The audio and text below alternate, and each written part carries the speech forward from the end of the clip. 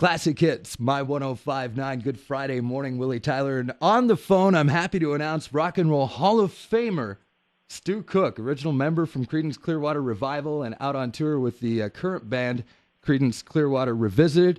Welcome. Thanks for taking the time this morning, Stu. Good morning, Willie. You're quite welcome. I think you're probably one of the very first Rock and Roll Hall of Famers I've ever got to speak to, so I appreciate that.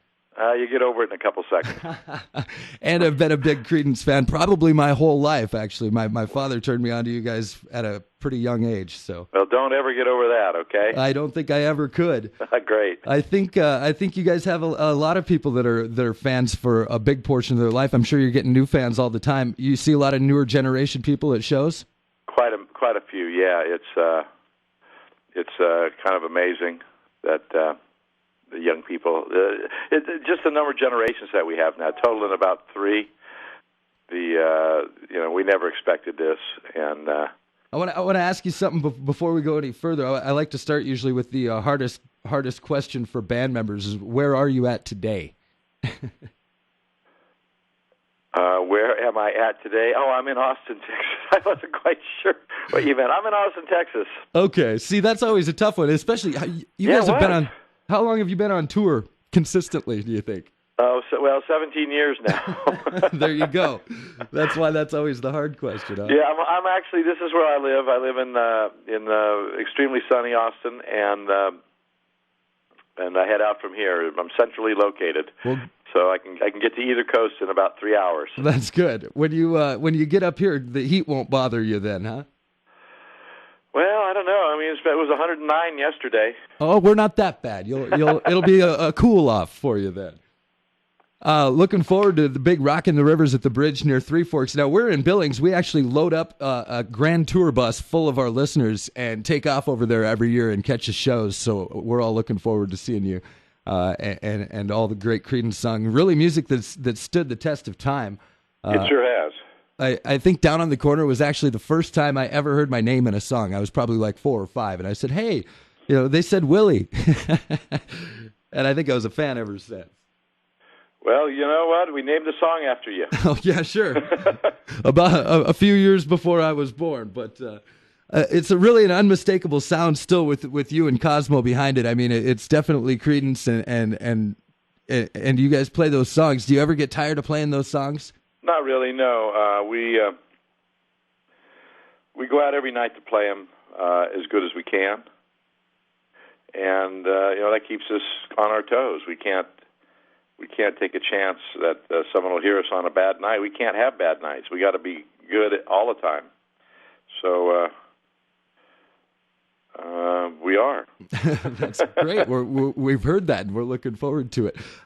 You've obviously influenced. Probably every bass player since Creedence, but I don't know about that. Many of them, anyways. What about your influences? Do you have a lot of people in the industry that you look up to? Well, the people that I listened to when I was learning how to play bass, Duck Down from Booker T and the MGs, and James Jamerson did all the Motown stuff. Paul McCartney, Jack Cassidy from Jefferson Airplane.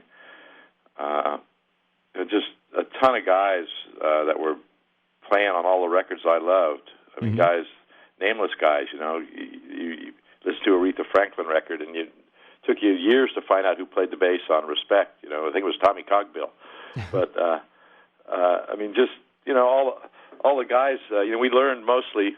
I used to be a classically trained musician, but when I got interested in rock and roll, I dropped all that and just went by. Learning by ear, so I would actually try and learn the parts off the records. And like I said, in a lot of cases, you never knew who was playing this great bass part. But eventually, you try and make your own style out of it. And what's really recognizable is the rhythm section from Creedence. Cosmo playing drums, me on bass. That makes we have a pretty recognizable sound and Absolutely. A feel that's really helped with the Revisited project, bring it home. Right. Well, and you've been playing with Cosmo since like junior high or something. We learned how to play together. Well, that helps. Yeah. And it's an unmistakable sound. You've met just about everybody in the music business too, I suppose. I mean, you guys were at Woodstock and just about every point in between. Who are some of the people that you've met that you've been impressed with, or that were? Well, I wouldn't, I've met a lot of people, guys in the Moody Blues, Mick Jagger, Keith Richards, Charlie Watts, Paul McCartney, Steve Cropper, Booker T, Al Jackson Jr. I mean, we met a lot of people, worked with a lot of people, the guys from Skinner, Mm-hmm. All the guys from the Dead and the Airplane, and are you still friends? Steve Miller. Yeah, I'm still friends with everybody. Cool. I talked to some of the other groups that are playing Rockin' the Rivers. I was talking to Michael Lardy from Great White, and he was saying he likes to go around and jam with some of the other bands, when you guys are out at these festival type things. Do you guys ever hook up with other bands and kind of just sit and jam? From time to time we do. I remember the one time we were jamming with Hootie and the Blowfish. Oh, wow. Up at a big fair up in outside of Seattle. I wonder if there's a recording of that. That'd be something to have. That might be fun, huh? How did Revisited come to be? Of course, Creedence Clearwater Revival wasn't even together that terribly long, right? Well, it took us 9.5 years to get lucky, and then about 4 years, 3.5, 4 years after that before we exploded. But now Revisited's been together for how long? 17 years. 17 years. Wow. Yeah. And how did all that happen? Well, how did what happen? How did Revisited come to be? Did you guys? Well, we were just hanging out and had too much free time and decided that we'd better put a band together. What better band than Creedence? We obviously we didn't get enough of it when we were going around the first time. Well, good. We haven't gotten enough of it either. We're looking forward to seeing you, Stu. Rockin' the Rivers, the bridge near Three Forks. You guys will be playing 1 week from tonight, early in the evening, just about supper time. Yeah, right. It sort of fits the song, doesn't it? Perfect. Stu, thank you for taking the time this morning.